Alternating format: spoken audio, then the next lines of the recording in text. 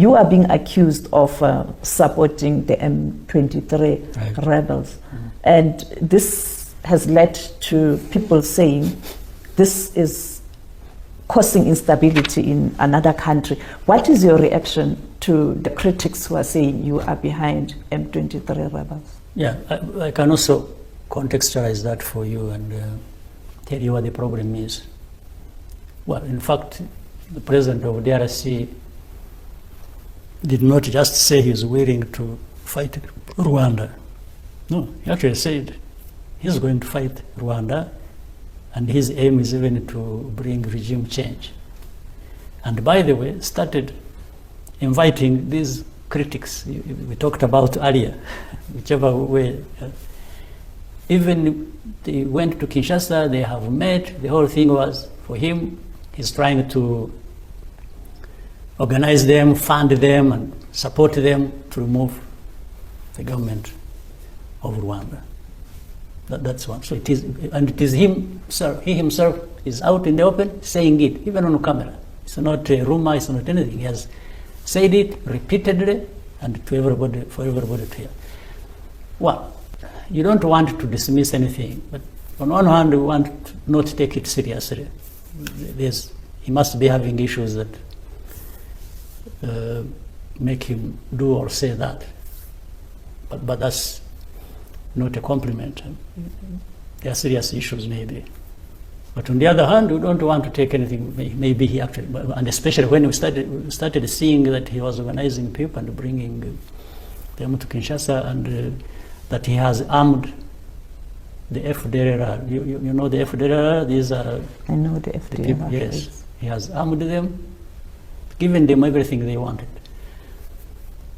So he's using them to fight his wars against M23, against any other person he wishes to fight. So that starts becoming serious. We have had that serious problem of FDLR living in the DRC even before he became president. That's a different issue, but when he became the president, now he has openly and officially been associated with them and supporting them, and the aim is to cause problems here in Rwanda and along the lines FDLR is. And in fact, the fact that he embraces FDLR shows something else. And that is, and then alongside that, he has mobilized some countries, especially, I will not hesitate to mention. For example, if you see Burundi, the way it is involved in DRC and in the fight alongside the forces of Congo against M23, it has this connotation of the history of genocide and the politics along ethnic lines and discrimination and even persecution and so on and so forth. So that's when we started seeing it as being very serious in as far as we are concerned. But also, if you look at the story of M23, before I answer the accusation that we support M23, people need to understand who the M23 are. It's not me to define them or talk about who they are. Let even independent people try and do that, and some of them have done it, as I have seen. M23. For the last 2 days, on Monday and today this morning, I spoke with the president of South Africa, who sought me out to speak with me on this matter because of their involvement in Eastern Congo. And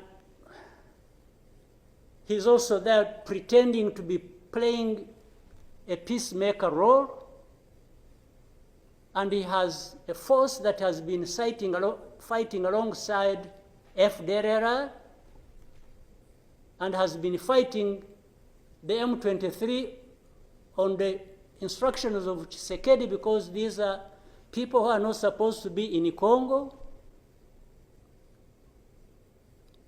that these are from Rwanda, or the M23 are not Rwandans, please. These are Congolese, and one time he accepts it, then another time he says no, part of it is yes, and then the other part is from Rwanda, and these are the. He keeps on going. And how do we, leaders of our own countries, accept this to go on forever and just accept that we shall be manipulated by Tshisekedi or whoever is supporting him? And South Africa dares even issue threats about what is likely to happen after that, and so on and so forth. Of course, we will see what threats they are talking about. Maybe they should have done that exactly. My dear compatriots, in these critical moments for our nation, I address you with the gravity and the solemnity imposed by the situation. The east of our country, in particular the provinces of North Kivu, South Kivu, and Latori, faces an unprecedented aggravation of the security situation. The Rwandan Defense Forces, in support of their puppets of the M23, continue their terrorist operations on our territory, sowing terror and desolation among our populations. I share with you the pain and indignation faced by these barbaric attacks. These acts are not only an attack against the Republic, but an offense to the history and dignity of our people. In these difficult times, I call you to resilience and above all to resistance. Faced with this situation, allow me to reassure you, a vigorous and coordinated response against these terrorists and their puppets is underway. Our valiant armed forces of the Democratic Republic of Congo,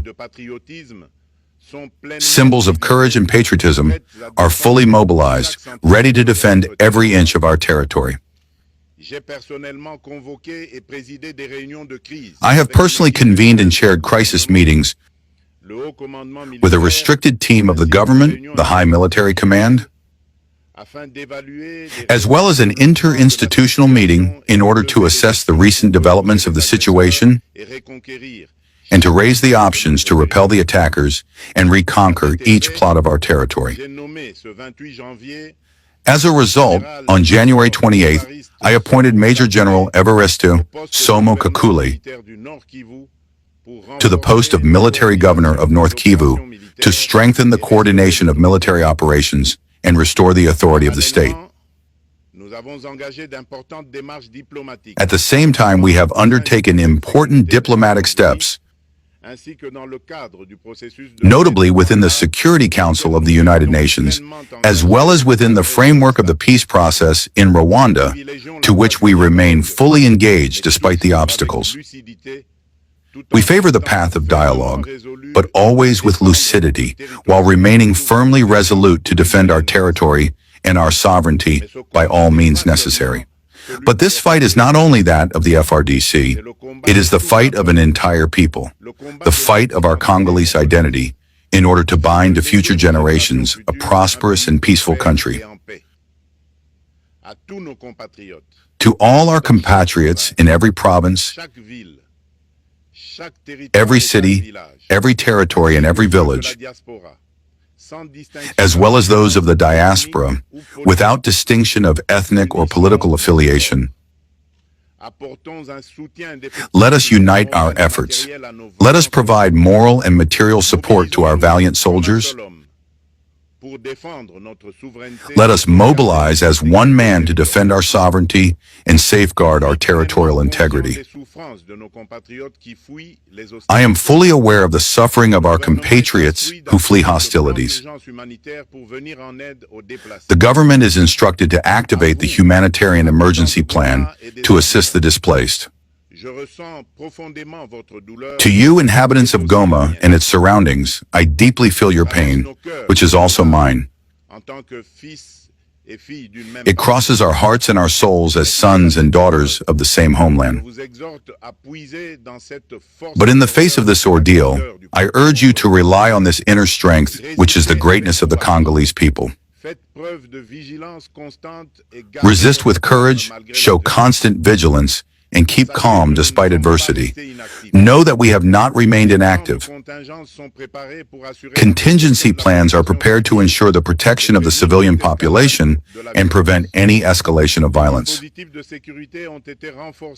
Security measures have been reinforced to protect strategic areas, and we are working relentlessly to guarantee the functioning of essential services. I want to pay a solemn tribute to all those who have paid the ultimate price in this struggle for our dignity and our sovereignty. I have a pious thought for General Major Peter Chirimwami, military governor of North Kivu, who dropped his weapons. I bow with respect in front of the memory of all our soldiers and all the Wazalendo who fell on the field of honor. I also think of the soldiers of the mission of the African-Australian Development Community, the SAMI DRC, who fight alongside us, the blue helmets of the MONUSCO, who sacrifice their lives for peace, as well as the innumerable civilians victims of enemy barbarism. Their courage and their sacrifices will never be forgotten, and we carry their flambeau with the firm determination to complete their noble fight. I would like to call upon the international community and the African Union. Rwanda continues to openly violate and unscrupulously violate the fundamental principles of the United Nations Charter, as well as the regional agreements. Worse, these actions are carried out in total impunity and with a manifest contempt for the international rules and values that these institutions are supposed to defend. This arrogant attitude, which no longer even seeks to hide its misdeeds, is an unacceptable provocation for regional stability. The presence of thousands of Rwandan soldiers on our soil, their political, logistical, and military support at the helm of the M23, as well as their involvement in 2008, the illegal exploitation of our natural resources, lead us straight to an escalation with unpredictable consequences, endangering the entire region of the Great Lakes. Your silence and your inaction against the barbarism and the atrocities perpetrated by these suppletives on our territory constitute an affront not only to the Democratic Republic of Congo, but also to the universal values of justice and peace. The Congolese people take action of this passivity, which frowns on complicity. Be sure of one thing: the Democratic Republic of Congo will not be humiliated or crushed, and we will triumph. Congolese and Congolese, the time is certainly grave, but our determination is even more unwavering. This critical moment offers us the opportunity to show the world what makes our strength, that is, our unity, without which all our efforts would be in vain. I call you to be vigilant, but not to give in to hatred, division, or violence. I condemn with the utmost firmness the acts of vandalism and plunder which have targeted certain diplomatic missions accredited in the Democratic Republic of Congo, as well as private interests in the city of Kinshasa. These irresponsible behaviors denature the healthy expression of our anger against the barbaric aggression imposed on us, and cast a shadow on the peaceful demonstrations led by the armed forces who fight with courage and abnegation to defend our sovereignty.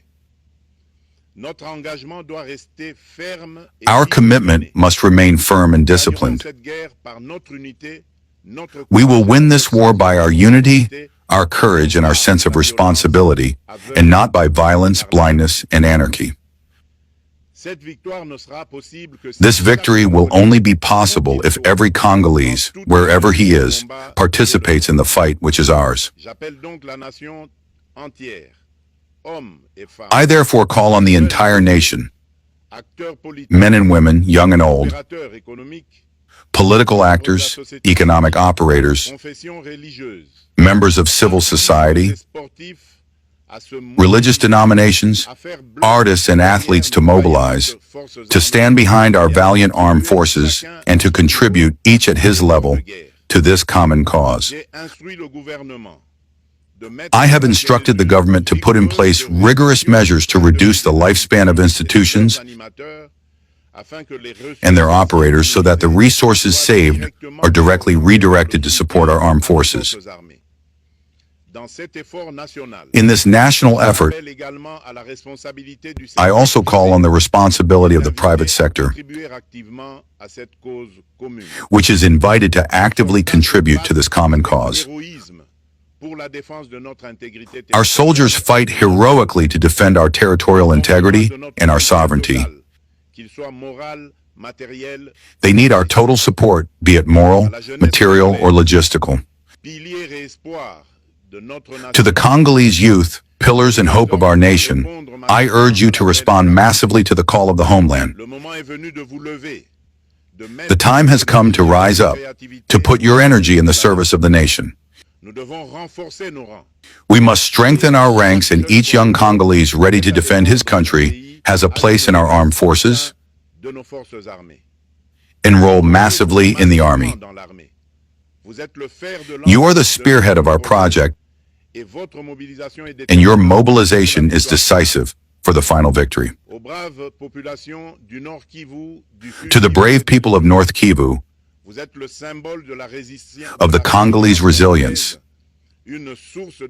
a source of inspiration for the whole nation. You are not alone in this struggle. The Republic as a whole stands by your side, united in hope and struggle. Together we will face and overcome this challenge. To our valiant armed forces and to the valiant patriots of Wazalendo, a true sentry, I pay tribute and express to you, on behalf of the whole Republic, our infinite gratitude and our unwavering pride. Your bravery, your discipline, and your commitment without fail inspire and mobilize a whole people determined to defend its territory. Know this, the Republic will never abandon you. Your fight is ours, and your sacrifices will never be forgotten. You embody the honor of the Congolese nation. To all my compatriots from here and from the diaspora, the Democratic Republic of Congo will not bend. The Democratic Republic of Congo will not retreat. I will never abandon you. I make an oath here. The sun has not ceased to shine on our homeland. Together, hand in hand, we will overcome this storm, and we will open a new era of peace and prosperity for future generations. May God bless the Democratic Republic of Congo and its people. Thank you. National law. The DRC welcomes the decision by Germany, not a council member, to cancel its planned meetings next month on development aid with Rwanda and to urge Rwanda and the M23 to withdraw their troops.